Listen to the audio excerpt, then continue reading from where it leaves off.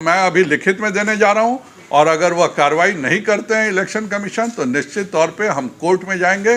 कानून सभी के लिए बराबर है। अगर चुनाव आचार संहिता का उल्लंघन मुख्यमंत्री और उप मुख्यमंत्री ने किया है तो हर हालत पर उन पर कार्रवाई होनी चाहिए। अगर इलेक्शन कमीशन नहीं करेगा तो हम हाईकोर्ट में जाके न्याय मांगे। लालू जी ने और नीतीश जी ने एक साजिश के तहत फॉरवर्ड मुस्लिम समाज को भी बैकवर्ड बना करके और एक अति पिछड़ों के साथ जो अन्याय किया है उसकी बातों को उन्होंने आयोग में रखा था।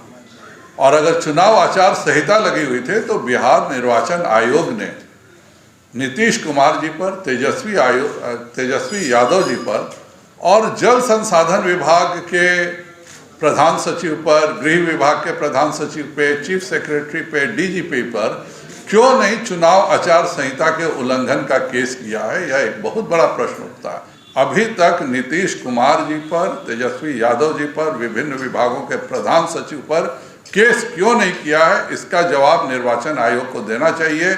हमें कोई भी विधायक सांसद को एक छोटा सा कार्यक्रम नगर में नहीं करने दिया जा रहा है और माननीय मुख्यमंत्री जी उद्घाटन कर रहे हैं, नौकरी दे रहे हैं और इन पर एफआईआर भी दायर नहीं होता। तो मेरा पहले निर्वाचन आयोग से यह स्पष्ट अनुरोध है कि वह शीघ्र मुख्यमंत्री, उप मुख्यमंत्री और जिन जिन विभाग का उद्घाटन हुआ है उन सभी विभागों के प्रधान सचिव पर शीघ्र एफआईआर करें और उनके ऊपर कार्रवाई करें।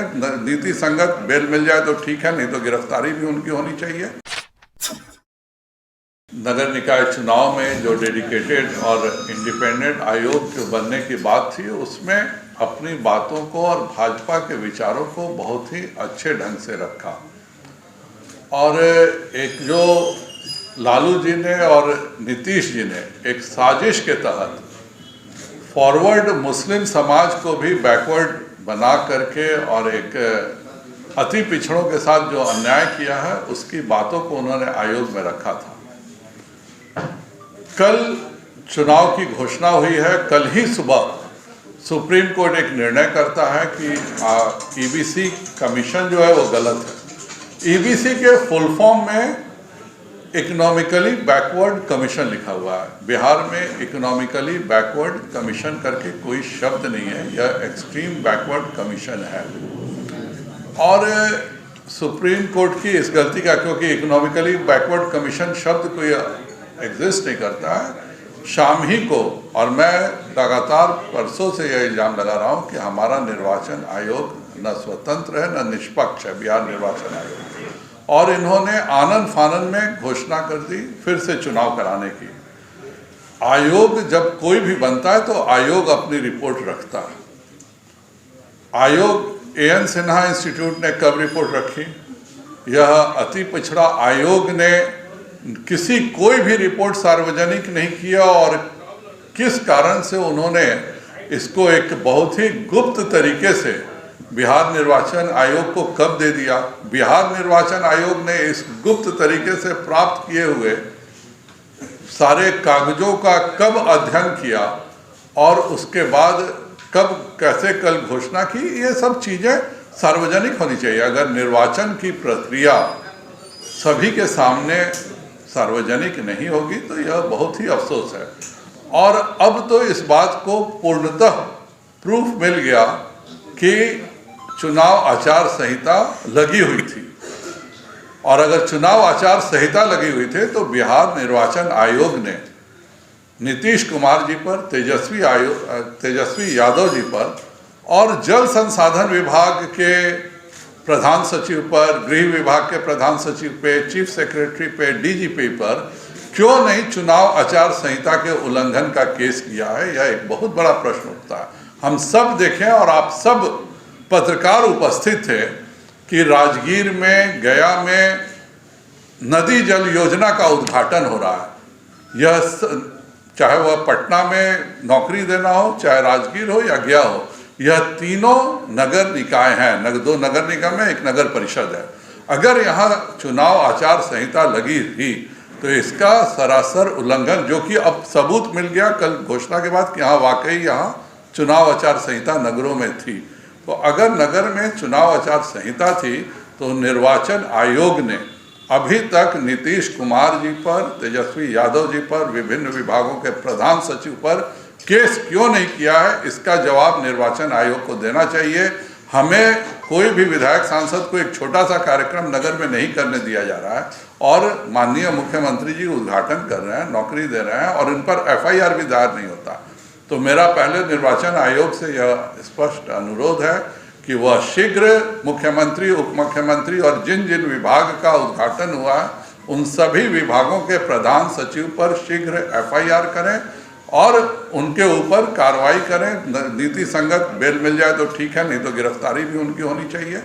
और दूसरा हमारा आरोप है कि जब बात इंडिपेंडेंट एंड डेडिकेटेड आयोग बनाने की थी तो आपने 2007 के पुराने आयोग को ही क्यों किया? आनन फानन में बैक डेट में इनको इंडिपेंडेंट नया आयोग की घोषणा क्यों की? इसमें इंडिपेंडेंट कौन है? आधे सदस्य जदयू के हैं, आधे सदस्य राजद के हैं। तो इंडिपेंडेंट आयोग का इसमें एक भी सदस्य नहीं है जो इंडिपेंडेंट हो। यह पूरा कुचक्र बिहार सरकार केवल इसलिए रच रही है क्योंकि वह नहीं चाहती कि अति पिछड़ा समाज को आरक्षण मिले और इसके लिए वह ऐसे हालात कोर्ट के सामने पैदा कर रही है कि जानबूझ करके सभी इस अति पिछड़ों को आरक्षण नहीं दिया जा सके। आप आज 6 महीने हो गए, आपने 500 करोड़ रुपए निकाल लिए जातीय जनगणना के लिए।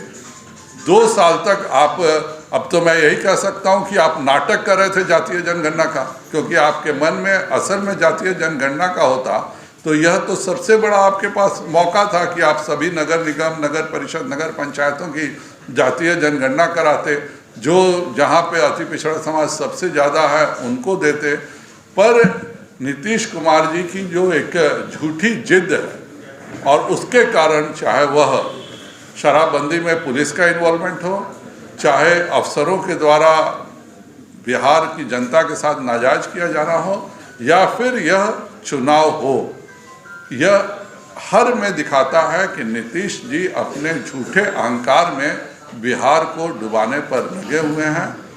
मेरा स्पष्ट मांग है कि जब आयोग बना तो आयोग AN सिन्हा इंस्टीट्यूट की रिपोर्ट सार्वजनिक करे और अपनी भी रिपोर्ट सार्वजनिक करे और निर्वाचन आयोग बताए कि उसे कब अति पिछड़ा आयोग के सारे कागज मिले, उनका उन्होंने कब अध्ययन किया और आयोग का ऐसा क्या है जिसको आपने इतना सीक्रेट रखा कि किसी न आज तक कोई पत्रकार जानता है, न विधायक जानते हैं, न विधानमंडल जानता है, न कोर्ट जानता है। यह केवल निर्वाचन आयोग, मुख्यमंत्री और अति पिछड़ा आयोग के कमरे में भीतर बैठ करके दस्तखतिया आयोग था, इस बात के स्पष्ट प्रमाण है। मेरा बिहार निर्वाचन आयोग से अनुरोध होगा कि अब जब वह चुनावों की घोषणा कर चुके, मान चुके हैं कि यह चुनाव आचार संहिता लगी हुई थी, तो सबसे पहले निर्वाचन आयोग को निष्पक्षता के लिए मुख्यमंत्री, उप मुख्यमंत्री और सभी विभाग के प्रधान सचिवों पर FIR दर्ज करना चाहिए।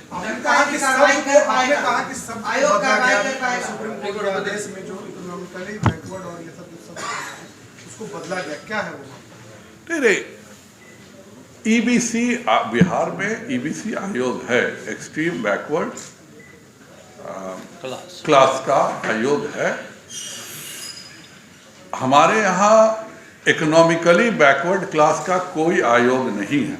सुप्रीम कोर्ट ने किस आलोक में यह कहा है और जो डिस्कशन हुआ है कोर्ट में वो हम लोगों ने भी पढ़ा है। पूरा का पूरा डिस्कशन एक्सट्रीम बैकवर्ड क्लासेस पर था और इस पर जब उन्होंने इसको कह दिया कि ये नहीं होना चाहिए तो उस शब्द का, अगर सुप्रीम कोर्ट से कोई शब्द की गलती हो जाती है तो यह कहीं भी उसका क्लैरिफिकेशन लिया जाता है, बट क्लैरिफिकेशन लेने के बदले इसका एक दुरुपयोग करके और पूरे के पूरे बिहार को हाई कोर्ट और सुप्रीम कोर्ट के सामने लगातार नीचा दिखाने का काम बिहार सरकार कर रही है। लगता है कि कार्रवाई कर पाएगी, जैसे कि आपने कहा कि बिल्कुल कार्रवाई करना चाहिए और मैं अभी लिखित में देने जा रहा हूं और अगर वह कार्रवाई नहीं करते हैं इलेक्शन कमीशन तो निश्चित तौर पे हम कोर्ट में जाएंगे। कानून सभी के लिए बराबर है। अगर चुनाव आचार संहिता का उल्लंघन मुख्यमंत्री और उप मुख्यमंत्री ने किया है तो हर हालत पर उन पर कार्रवाई होनी चाहिए। अगर इलेक्शन कमीशन नहीं करेगा तो हम हाईकोर्ट में जाके न्याय मांगेंगे।